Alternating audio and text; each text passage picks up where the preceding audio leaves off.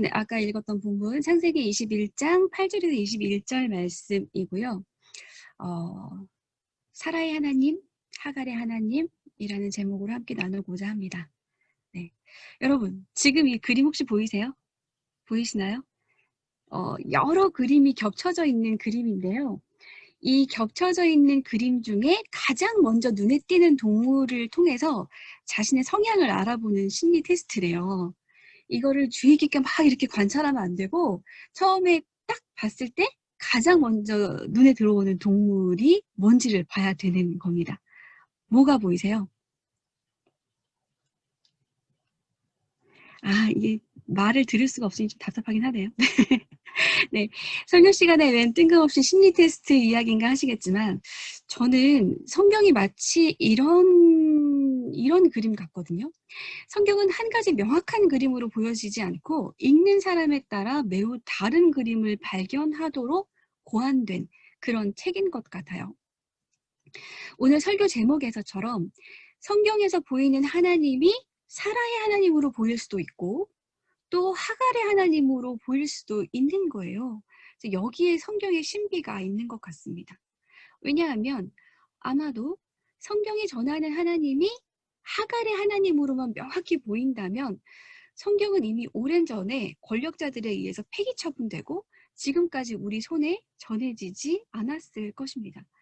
또 그리고 반대로 성경에서 사라의 하나님만 보인다면 성경은 권력자들만의 책으로 남아서 세상의 수많은 약자들을 억압하는 나쁜 책이 되었겠죠. 그런데 성경에서 발견되는 하나님이 사라의 하나님으로도 보이고 하갈의 하나님으로도 보이기 때문에 오늘날까지 우리에게 성경이 전해지고 누구나 이 책을 읽으면서 하나님으로부터 위로와 힘을 얻고 있는 거겠죠. 오늘 본문인 창세기 21장 8에서 21절의 본문은 이 사라의 하나님과 하갈의 하나님이 동시에 겹쳐져 있습니다. 어떤 하나님을 먼저 발견하면서 이 글을 읽는지에 따라서 메시지가 달라질 수 있습니다. 일반적으로 교회에서는 이 본문을 설교할 때 철저하게 사라의 하나님 측면에서 설교를 합니다. 그러니까 하나님이 이스마엘의 출산을 허락하셨다가 이삭이 태어난 후에 그를 내쫓으라고 하신 이유는 이스마엘은 낳아서는 안 되는 아들이었다는 사실을 알리기 위해서였다.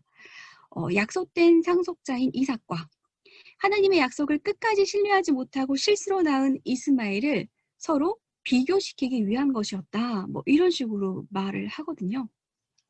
그런데 이거 진짜 좀 별로이지 않나요?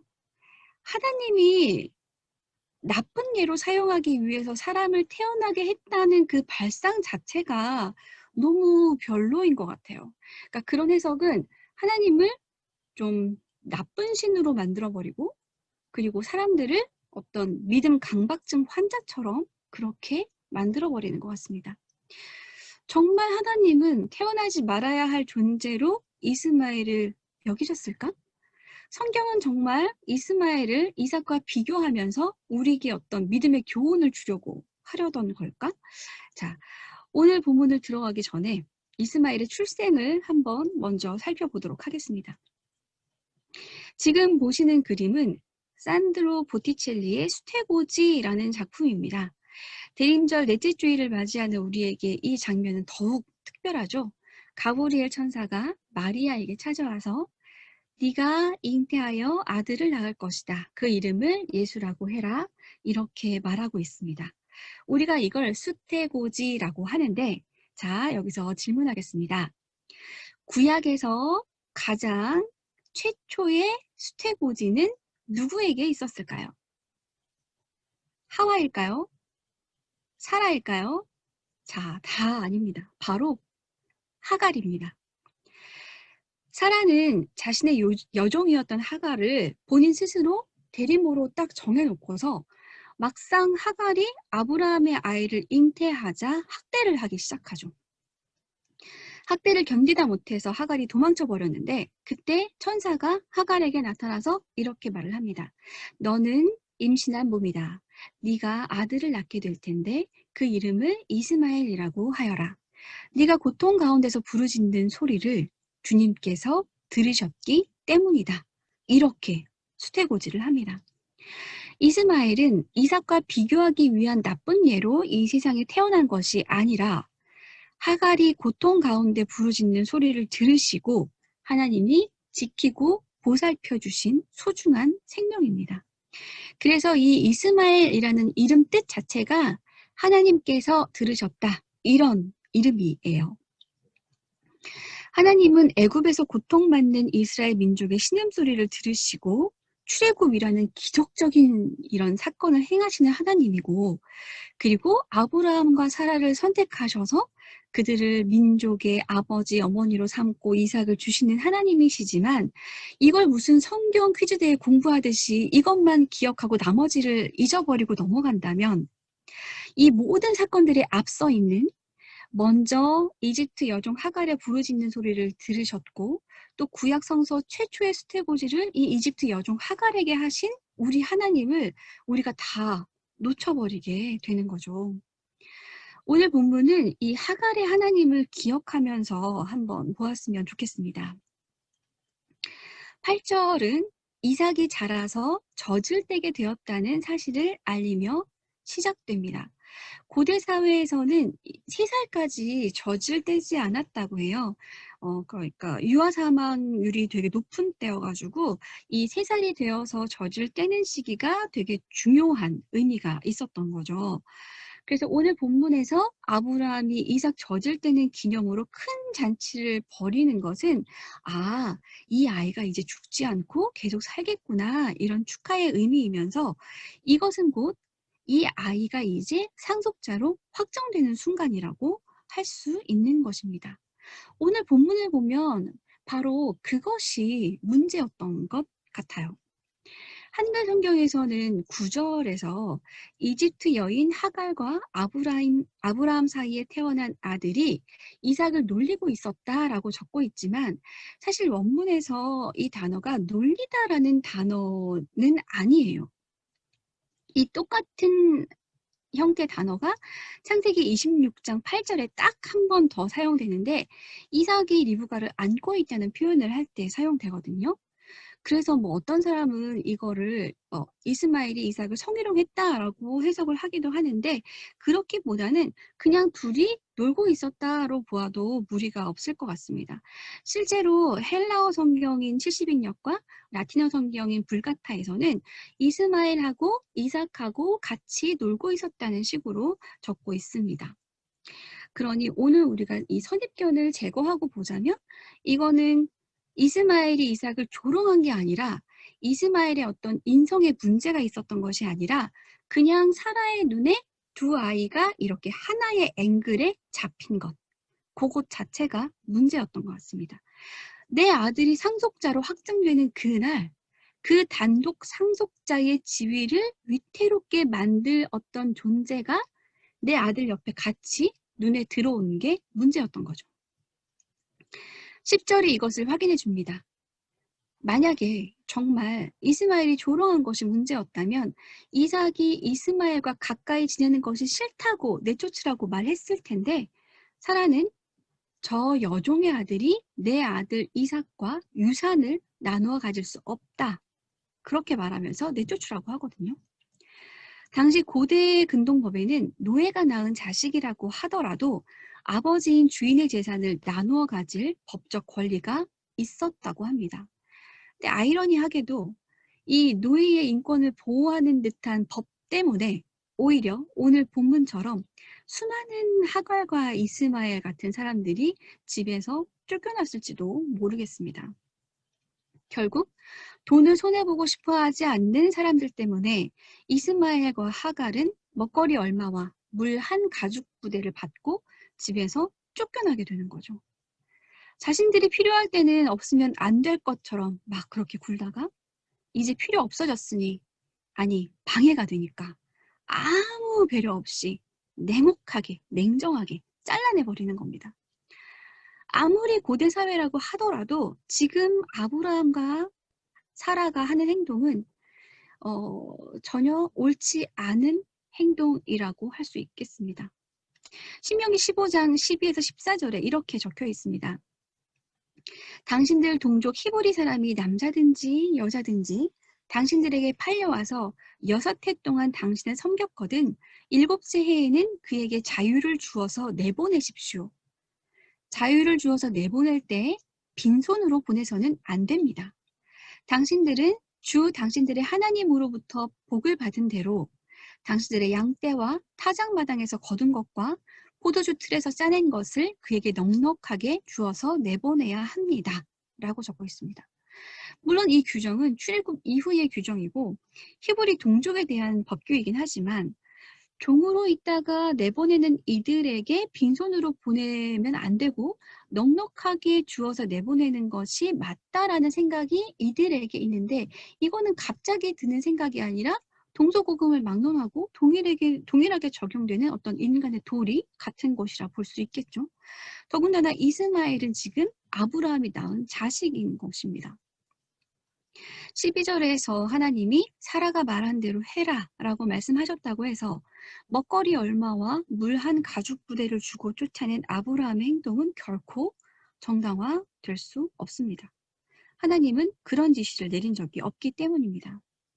오늘 본문에서 아브라함과 사라의 행동은 분명히 잘못된 것입니다.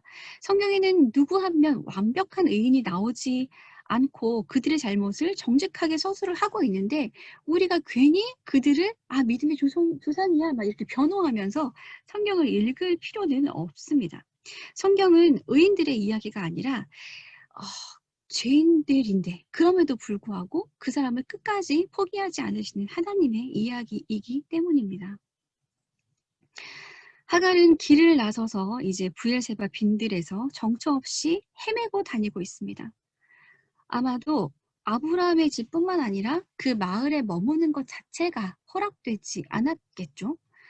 고대 사회에서 이 공동체에서 쫓겨난다는 것은 곧 죽음을 의미했고 아무것도 없는 빈들에서 물까지 떨어져 버린 상황은 이제 모든 희망이 다 사라져 버렸다는 것을 뜻합니다. 하갈은 아이에게 무덤을 만들어 주듯이 이렇게 덤불 아래에 아이를 가만히 둡니다.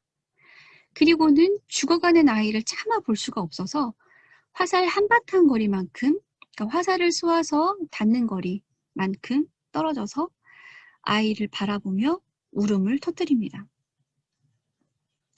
어쩌면 지금 하갈은 예전에 사라의 박해를 피해 도망 나왔다가 만났던 그 하나님을 기대하면서 빈들을 헤매고 있었는지도 모르겠습니다.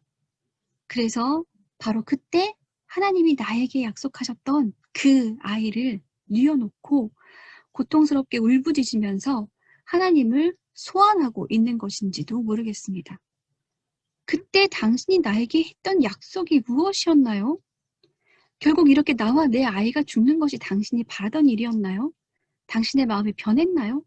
이렇게 하갈은 울부짖으면서 하나님을 기다리는 것 같습니다. 17절에서 하나님의 천사가 말을 합니다. 하갈아, 무서워하지 말아라. 하나님이 저 아이의 울음소리를 들으셨다. 라고 말합니다. 성경에서 이 하갈이라는 이름은 12번이 나오거든요. 그런데 아브라함과 사라는 한 번도 하갈의 이름을 부른 적이 없어요. 그냥 여종이라고만 부릅니다. 세번역에서 16장 2절에서 마치 사라가 하갈의 이름을 거론하는 것처럼 번역이 되어 있지만 히브리어 원문에는 그렇지 않아요. 사라는 하갈의 이름을 부른 적이 없어요. 그냥 이 해설자 나레이터의 서술에 하갈의 이름이 들어가 있을 뿐이에요. 그런데 하나님은 하갈의 이름을 부르십니다. 하나님은 아브라함과 사라가 하갈을 대우하는 것처럼 어떤 소모품으로 대우하지 않고 이집트 여종인 하갈을 온전한 하나의 인격체로 존중하고 대해주고 계시는 것입니다. 그런데요, 지금 울고 소리를 지르고 그런 사람은 하갈인데 왜 하나님은 죽은 듯 누워있는 이스마엘의 울음소리를 들으셨다고 말씀하시는 걸까요? 왜 그런 것 같으세요? 제 생각에는 하나님은 약한 소리에 귀가 더 밝은 분인 것 같습니다.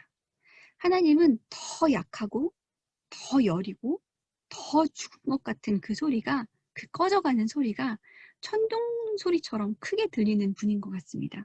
그래서 큰 소리로 울부짖고 있는 하갈의 목소리도 들리지만 그 옆에서 죽어가는, 꺼져가는 아이의 아주 갸냘픈 신음소리가 더 명확하게 잘 들리시는 거겠죠.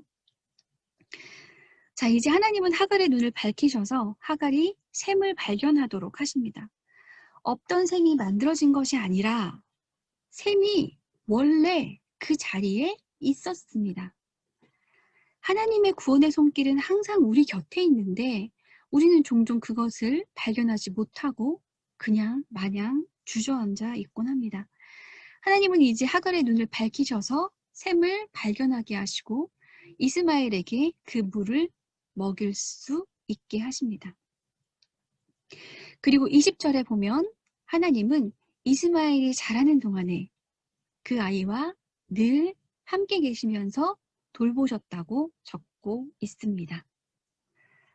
아브라함과 사라의 입장에서 성경을 읽으면 하갈과 이스마엘의 존재는 마땅히 내쫓아야 할 이방 민족, 약속의 자손이 아닌 아이, 장애물, 이런 식으로 여겨지지만, 그리고 또 오늘날 많은 사람들이 이 이스마엘을 이슬람의 조상이라고 여기면서 악당으로 분류하려고 하지만, 그냥 성경을 있는 그대로 읽으면 하나님이 아브라함과 사라의 나쁜 행동 때문에 고통받는 이집트 여종과 그의 아이를 얼마나 따로 살피고 보호하셨는지를 발견할 수 있게 됩니다. 요즘 코로나 상황이 점점 심각해지고 있습니다. 고용주들은 자신들이 그동안 축적해놓은 부를 절대로 손해보지 않으려고 합니다. 경제가 어려워지는 상황에서 자신들이 손해를 입을까봐, 자신들의 손해가 커질까봐 그들이 가장 먼저 선택하는 일은 사람들을 내보내고 자기의 돈을 지키는 일입니다. 이런 돈의 논리 때문에 쫓겨났던 하갈과 이스마엘처럼 지금 수많은 사람들이 코로나 위기에서 그동안 몸담고 헌신했던 직장으로부터 내몰리고 있습니다. 생계를 위해서 필요한 어떤 안정된 자리를 잃는 것은 먹거리 얼마와 물 한 가죽 부대만 가지고 지금 빈들로 쫓겨나 거기를 헤매고 있는 것과 같은 정말 위험한 상황입니다.